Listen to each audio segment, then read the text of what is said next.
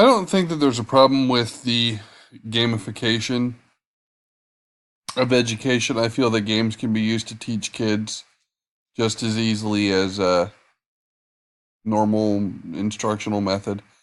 My kids really struggled with fractions this year, and something that really helped them was Fraction Golf, which was a game where you had to get fractions and lowest score at the end wins, and you had to roll dice to get the fractions. And my kids were able to have a lot of fun with that, and I think they learned a lot.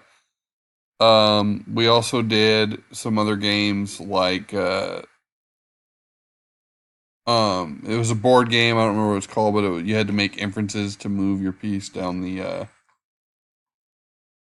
board, and then we've also done some other things in class like Sum It Up, and even a card game called Once Upon a Time. Um, as far as the game that I made for my class, I just use Classroom Jeopardy because I think that is a simple and straightforward approach, and they have templates for it, and it's easy to create. It only took me about 20 minutes to actually get the whole thing put together.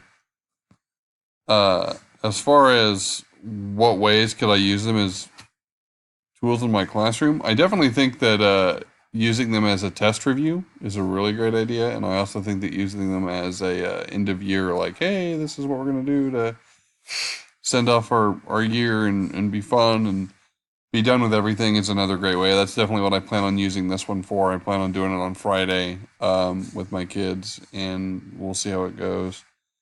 I uh, I think that games are actually a huge part of education because if we can get the kids interested in learning, then they don't even realize that they're learning it half the time.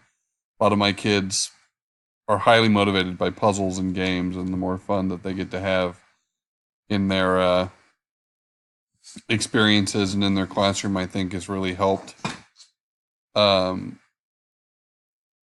with their learning abilities and capacity. So I think it's really important. I think the biggest thing for these games, though, is definitely the user friendly angle because the easier the game is for the kids to understand and for you to operate, the more successful they're going to be. If the game is too complicated, the kids aren't going to be able to follow along. They're not going to be able to comprehend and they're not going to enjoy it. So it definitely needs to be done towards a student academic level and be aware of the student limitations. Um, Other than that, I thought that this was actually a pretty straightforward assignment. I thought that it was a lot of fun, and I will definitely use it in my future classroom.